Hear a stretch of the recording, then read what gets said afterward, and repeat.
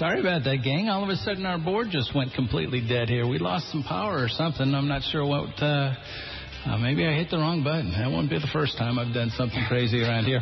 Hey, let's get back to the show.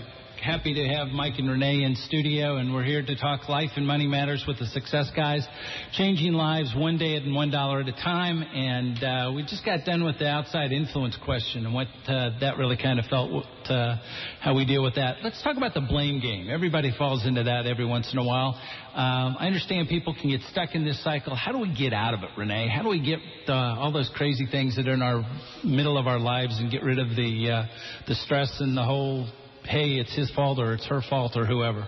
Well, it sounds like a simple formula. It's actually, I learned it through Jack Canfield, through the Success Principles, but it's a guy by the name of Robert Resnick, that psychotherapist in L.A. came up with this formula. It's called E plus R equals O. So if you think about that, it's the event plus the response equals the outcome. And we kind of touched on that a little bit. And even James had a good point about that, where he said 10% of what happens is 90% how we react to it. But the event plus response is, basically any event that goes on in our lives, it's the response that we have to it. So let's say you're going to the supermarket, and for some reason I always pick the line that's the longest. Does that ever happen to you guys? Yeah, but the line is so long, and so I can either get there and get upset because that person may not have the money or what have you in front of me, but it's usually about 10 people long, and I'm in a hurry, and so my response can be, okay, I'm going to get really upset here, go to another line, have to wait in that line, and then go to line, So or I can just look at that and say, hey. I think we're shopping at the same place. But again, it's the event plus response equal outcome. So the outcome could be where I get so upset, I get in my car, start driving down the road, get stuck in traffic again. And so I just get madder and madder and madder, and then I let it ruin the rest of my day. But I allow that to happen. So when you look at every event in your life that happens, whether it's finance, relationships, health and fitness, again, I'll talk about a little bit about the New Year's resolutions. If at the event, if you're going to eat that extra pie and you start gaining weight, there's the outcome is you're going to continue to gain weight, right? Absolutely. So that's how you can really look at that.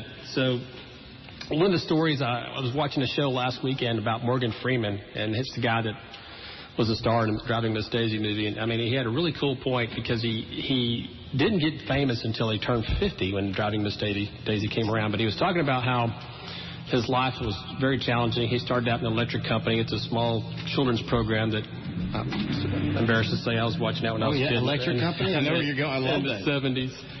But after that program, he didn't really have a lot of work. And he was talking about how he was eating stale donuts and how life was miserable in some regard because he didn't have enough money. And then all of a sudden this opportunity came along for Driving Miss Daisy. And so despite all the events that were happening to him, his response was, and what he said in the movie about him, was that he just had to keep taking action. He had to keep moving. And so, again... Define action for me, though. I mean, that's one of those terms, I think it's easier said than done sometimes, and action can be both positive and negative. It can be one of those things that, you sit back and go, yeah, I'm doing something, but... Well, that's like an off-course, on-course. Let's say you take action and it doesn't turn out the way you want it to be, or you perceive that you want to have this positive thing to happen, but you learn from it. You say, okay, I took to the left road. It didn't pan out the way I wanted. Let me take a little turn and go to the right and try something different. So you're learning. Each of those areas that you're learning, despite looking at the negativity of it. So taking action is just trying to write something on paper or think about another direction that you want to go, and not taking that end result as, okay, I'm just going to give up.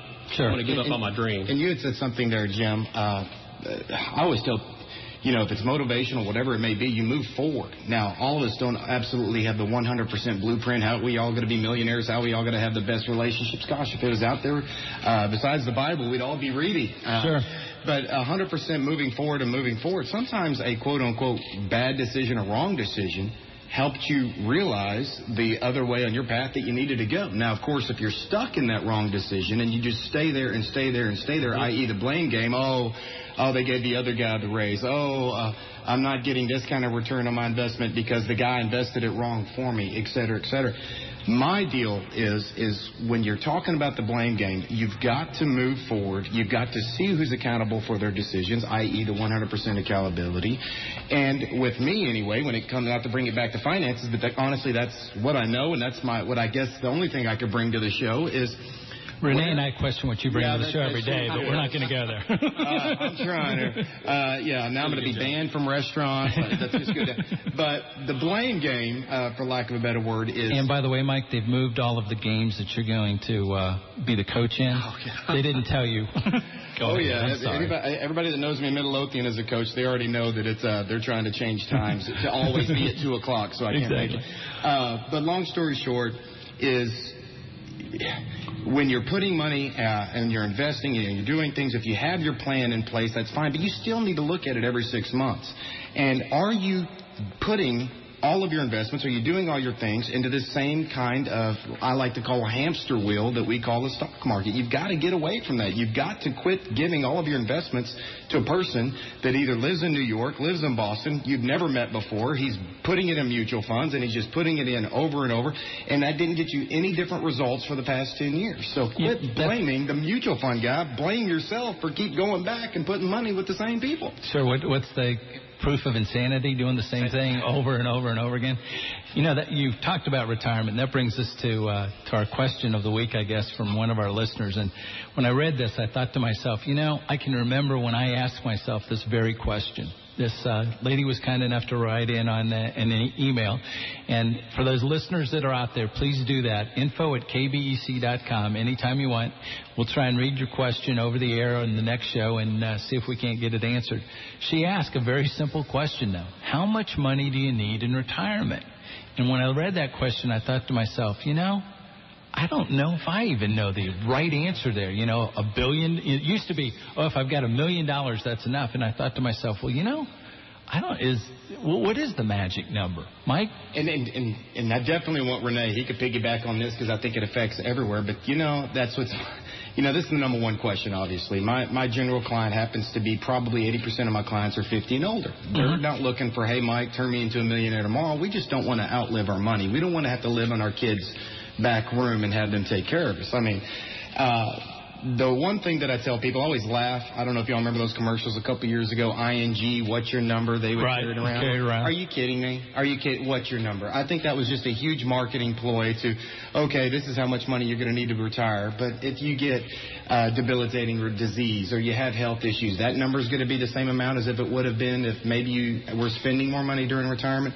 I got to interject something here real quick. The number I always looked for? I looked for the guy that was carrying around the smallest number. Because I always figured that was going to be me. I thought you were just going to tell me that ING's a sponsor. No.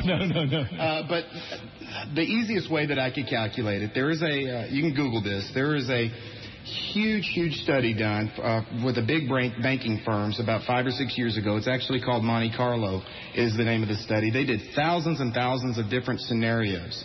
And the first thing you need to do, let me back up, is you got to have a budget. How do I know how much you need when you retire if I don't know how much you're going to be spending during retirement? Sure. But going back to the Monte Carlo, what they said is you can live for 25 years. You have a 95% success rate of not outliving your money for 25 years if you're only withdrawing 4% a year. What I mean by that is if you had $1 million, let's say, when you're 65 years old, and I know that sounds like a big number, but if you had $1 million at 65 and you only took out $40,000 a year, you have a 95, no matter what kind of market we have, you have a 95% success rate. At 5%, you only have a 75% success rate. So that's $50,000 a year out of $1 million portfolio. Absolutely. And if you're at 6%, you're a coin flip. It's 50-50. Because I can't tell you how many clients I have that come in my office. Well, Mike, I've got XYZ amount of dollars. I just figured I'd take 6% out a year. Well, sir, are you willing to bet your retirement lifestyle on a coin flip? Because that's what we're doing. Sure. So anyway, hopefully that answers her question. I don't know. I'd have to talk to her in more detail to see what her situation is. But in a broad painted stroke, that would be the first thing I would tell her to budget for, is a 4% withdrawal rate to last you 25 years when you do retire. Gotcha. If you've got any more of those questions, folks, feel free to call us 972-923-1390 or 972-938-1390 on the Metro line. Also, too, if you don't want to go on the air, we understand that. There's some people that, because of privacy issues, when we start talking finances, or you may have some social or personal problems that you don't necessarily want the world to know about, we'll be more than happy to just write those questions down, and I can deliver them to Renee and Mike, and we can take it from there. Guys, let's take this to... I'm sorry, Renee, you had something? Well, one of the things that when Mike was talking, it just resonated with me, is that if you don't know how much money to have for retirement, at least just start somewhere, though.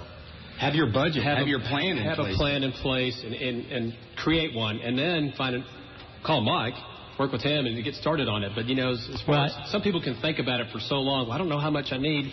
Well, I'm just going to continue spending X amount of dollars on going out and eating and so forth. And then all of a sudden they're like, well, I don't know how much money I have to have. Well, and that goes back to that whole blame game deal. Sure. If you don't start someplace, exactly. Who do you have yourself to blame? Only yourself. You were the one that just sat there and decided not to do anything. So, all right, guys, we're talking about this concept of 100% responsibility and how we bring it into our total lives and how we kind of wrap ourselves into that situation. If you take 100% responsibility and you fail, how do you keep from blaming yourself? How do you stop from just beating yourself up, ending up in the gutter and saying, I'm a miserable, you know what? Renee, I'll let you, because we're the success guys, so let's see what the counteract to the failure comes in. Well, what could happen is say someone starts a business in this economy, and one of the things I hear a lot about is that people said, really, you're starting a business now? Well, why not? The thing is that, again, that's going to be the fear that's keeping you stuck and not taking accountability for going for that goal. Again, it could be you're the one that left that dream on the table. So you could have all these people telling you not to go for that dream, and you believe them, and then you could look back 10 years later and say, God, I wish I had taken this responsibility or accountability and starting that job or starting that business anyway. So what could happen? Let's say you start a business and it fails, and you never take action again. You look at that and say, well, you know what? Because it failed the first time, I'm going to beat myself up and see that I don't have the smarts, I don't have the education, or I didn't have the money or the funds, and you could blame the economy or the business plan. But the thing is, if they fail, learn from it, then they have an opportunity to try something new. Maybe that business wasn't what they need to get into. They need to do something different. So again, taking 100% responsibility is learning from the things that you do. And you talked about taking action, Jim, and could be a positive or negative. Again, it's where you want to take your life. If you look at yourself in the mirror in the mornings and say, okay, where do I want to go? Who do I want to be? And what do I want to do in my life? I take 100% responsibility in all those areas that I mentioned at the first of the show about your finances, your health and fitness, and your personal goals and your career goals. Look at yourself in the mirror, and that's who you can... That's a scary thought sometimes for me. Well, maybe you don't. I'll be real candid. That's what I said. It's so easy to sit there and look at the outside influences in life and say, it's really not my fault. It's the economy's fault, or...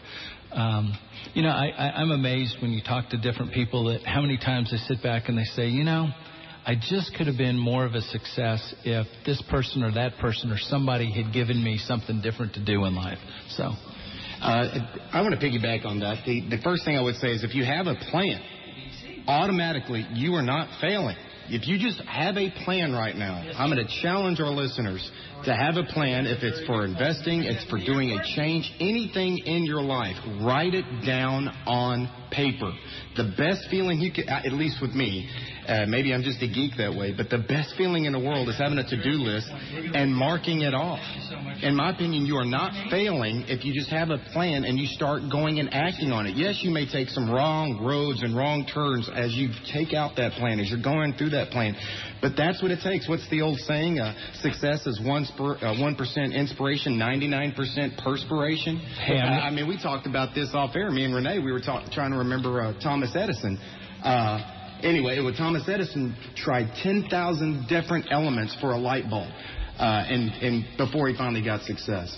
But anyway, that's kind of what I would piggyback on that. Is failure not necessarily is a bad thing. Just get up, dust yourself off, keep going forward. Stick on the plan. If you have to make a change, change. Exactly. We just took a phone call from a listener, and he is so right on this. And I remember hearing this as a kid.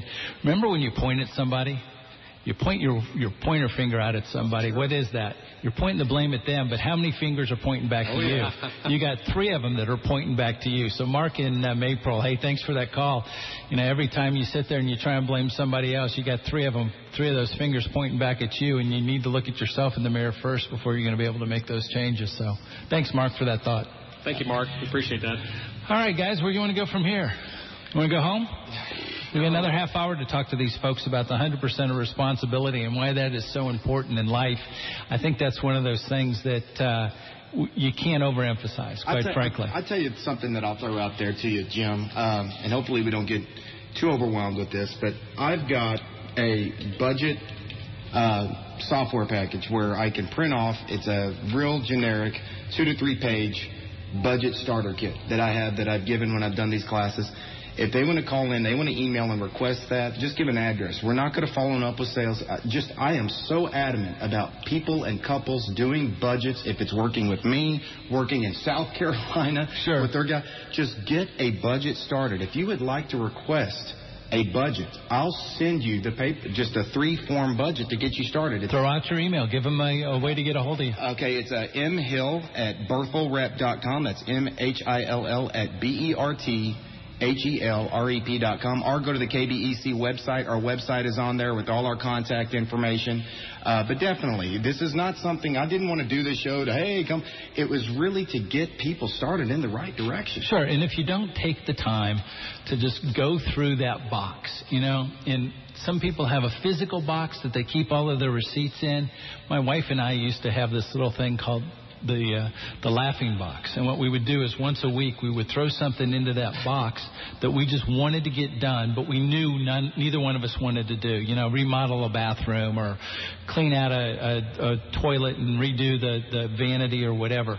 We'd throw it in there, and after a while, the reason we called it the laughing box was there were like 700 ideas in there, and of those, 702 of them never got done. And and it just kept building and building and building. And finally one day I said, you know, this is stupid. I mean, we're creating this work for ourselves.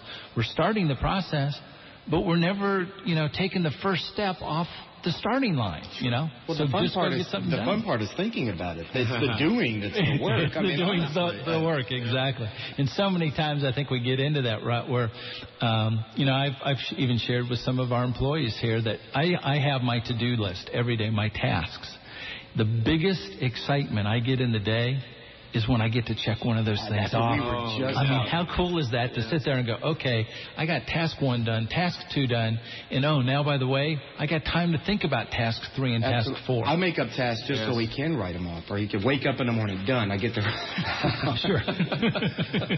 That's a big one. You want to wake up every morning. And make it out of bed, and then all of a sudden put one foot in front of the other or whatever. So, no, that's so important in life. And like you guys were talking about, the blame game and the responsibility and everything, at the end of the day, it all is about the actions that you're willing to take and you're willing to put into your life to take it to the next level.